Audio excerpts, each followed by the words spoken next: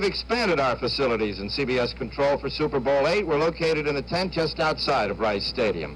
And here I'll be joined by my colleagues, all of whom worked NFL games during the 1973 season. We thought you might be interested in their remarks about today's game. Let's begin with the gentleman from Tennessee, Mr. Lindsey Nelson. Well, sometimes the big battles are won up front, and I think that the Miami offensive line has greater incentive because of Larry Zonka running up their backs. I like Miami by about that much. Tommy Mason? Lindsey, can the specialized talents of Miami, with Zonka inside, Morrison kick outside, overcome the overall talents of Minnesota? My heart's with Minnesota, but I like Miami. Frank Gruber, what do you think?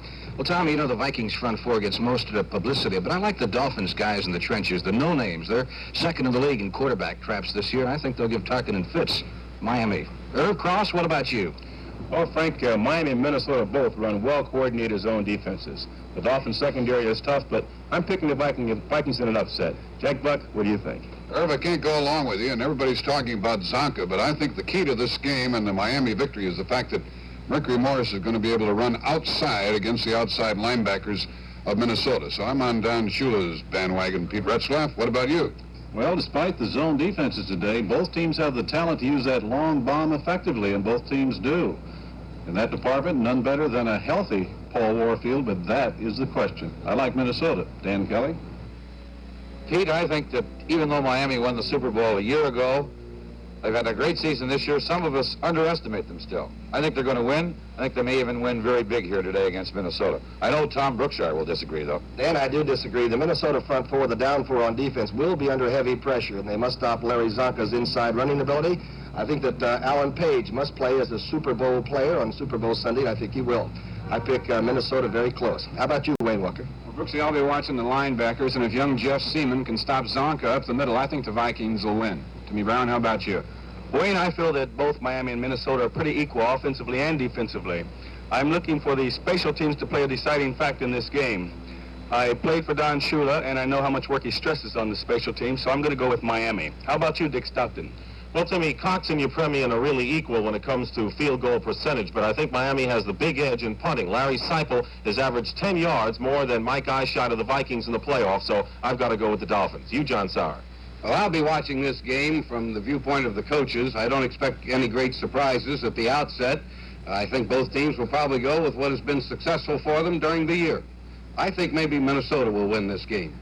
All right, gentlemen, thank you. That's 7-5 Miami. I'll pick Minnesota to make it 7-6, and the ball game to be just about that close. Also joining us on today's broadcast will be the man who led the Green Bay Packers to the first 2 Super Bowl victories, Bart Starr. The CBS production crew and I thought that it might be a good idea for me to spend today reporting from the control truck, where through the use of multiple pictures provided on the surrounding monitors, we hope to give you a better idea of the overall strategy of this game. On occasion, during the telecast, we will select a couple of isolated camera shots which will help to illustrate the strategy being involved. Since, as in football, this production crew obviously goes into a telecast with a game plan. By the way, Tom Brookshire is going to join me at halftime for our final edition of NFL Playbook entitled Game Plan, which I think is a fitting climax to this great series. The strategic moves of these 2 fine football teams will provide the core of this halftime feature. Most of you people have heard about the Miami Dolphins' 53 defense, the 53 being for number 53, Bob Matheson, here rushing the passer from the outside. He is the key to this defense, and here you see him in another position, inside, dropping back to his area of pass coverage responsibility. He's all over the field and does a great job. Because the Miami Dolphins have the finest 1-2 running punch in the National Football League, their game plan strategy is rather simple. They stuff Larry Zonka down your throat, they send Mercury Morris either inside or outside, and they throw sparingly. We've only touched on a few of the individual stars and groups that are present here today. Pat Summerall will get into more later, for example, the Minnesota Viking defense. But from this position, as we mentioned to you earlier, we hope to keep you really up to date. Back in 47, a young man come in here all hepped up about some new tubeless tire from Goodrich. Goodrich, I said. Why, you need a new name more than anybody needs a new tire. Threw him out. Darned if a few years later, tubeless tires weren't all the rage. Coincidence, I said. Except in 65, he come in with their newfangled radial tire. Threw him out again. Now in 74, every tire company in tarnation screaming and yelling about their radial tire. I'll tell you, that young man shows up again, I'll buy anything he's got. Well, Mr. Perkins, you may get your chance. We've just invented a new kind of steel radial tire called the Fixer. It's actually designed to fix most punctures in the tread up to 1/4 inch in diameter. The Fixer from B.F. Goodrich, not Goodyear. It's going to make our name a lot easier to remember. Mr. Perkins, I don't know if you'll remember me, but I'll buy it. you'll buy it? The Golden Lifesaver from Goodrich. We call it the Fixer. That look from high above Rice Stadium here in Houston, Texas. On an overcast day, but the good news a few moments ago, no rain in sight.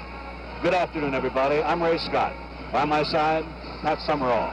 I'd like to spend just a few seconds and talk about incentives involving these two teams today. Many of the Miami Dolphin players the last few days have been quoted as saying that they want to be known as the greatest team that has ever played professional football. And it's entirely possible that the Dolphins are one game away from that sort of recognition. For the Minnesota Vikings, 5 or 6 players perhaps are playing in their last year of competition, and I think have a great incentive to try and go out a Super Bowl winner. Fran Tarkenton, the Vikings quarterback, I know wants to erase that label that has been pinned on him by many, that he is a loser, and he has a great chance today to erase that label. So as I see it, Pat, two teams with a tremendous amount of incentive, and I would be very surprised if we do not have a very close game. I think it's going to be a great football game, perhaps the best Super Bowl of all, Ray. We've talked an awful lot about the men who are involved with the handling of the ball, the quarterbacks, the receivers, the runners, the kickers, and what have you. But in my opinion, I think this football game will be won in the place they call the pit, in the offensive and defensive lines of both teams. There'll be great matchups. Gary Larson will face perhaps the biggest challenge of all the Minnesota defenders, because he's playing across the line from one of the finest offensive linemen ever to play pro football, Larry Little, the all-pro guard from the Miami Dolphins. That'll be one we'll be watching. Mick Tingelhoff will have the responsibility of chasing, perhaps, Nick Buoniconti, number 85, the fine middle linebacker of the Dolphins. You'll recall in the Dallas-Miami game, the Cowboys set out to contain Buoniconti. They did that. They were able to defeat Miami. Minnesota faces that same challenge, in our opinion. The other matchup that we'll be watching particularly is the one that involves Alan Page against Bob Kuchenberg, the other offensive guard from Miami. Kuchenberg is playing with a pin and a broken arm, and he faces Alan Page, an all-pro tackle for so many years, and perhaps the quickest of all the defensive tackles in football. There are many more, and we'll be watching all of those as they battle in the pit this afternoon. Now, they say that there can't be any surprises in this game today. Well, we've already had one before it starts. All week long, the Vikings have insisted that offensive guard Milt Sunday would be ready to play. Unfortunately, it has not worked out that way. A few moments ago, we found out Milt Sunday's been taken off the roster. Frank Gallagher will start in his place at offensive right guard. Steve Lawson has been added to the roster. This could make a change. Certainly could, and based on watching Paul Warfield in the warm-up, I would be very surprised if he is 100% effective. He was limping noticeably. As you know, he pulled a hamstring muscle in the workout on Wednesday. He has not worked out since then, only to jog. It didn't appear to us that he could let it out in the pregame warm-up. So as far as we know, physically, those are the only things that we should report to you, any different from what you've already read and heard about all week long. A tremendous air of excitement here. We're all anticipating this game this afternoon. We fully believe that this is a game that is going to live up to its title of Super Bowl. So we're delighted you're with us on Super Sunday, and we'll be ready for the start of Super Bowl VIII right after this word from your local station.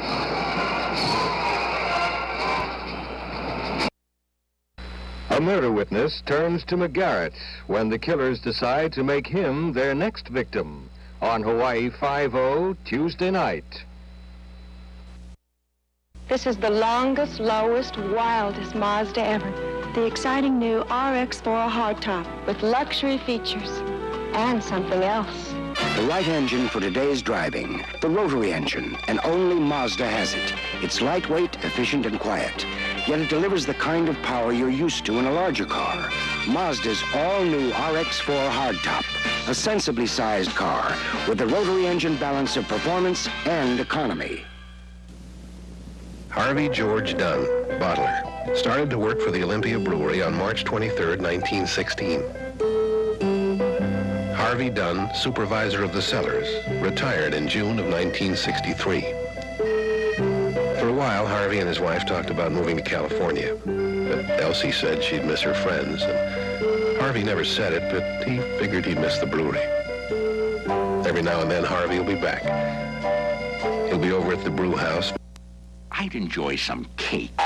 Upside-down cake. Amazing! Western Airlines, the only way to fly. It takes all kinds today at 5 KNXT.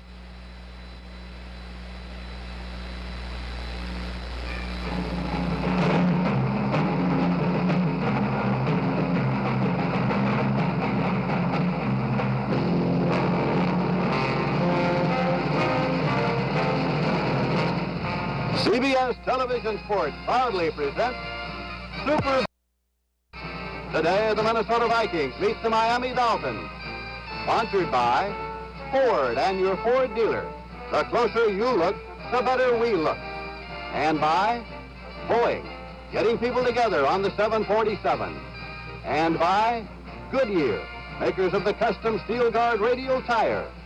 And by Sears Die-Hard batteries, with starting power you can count on.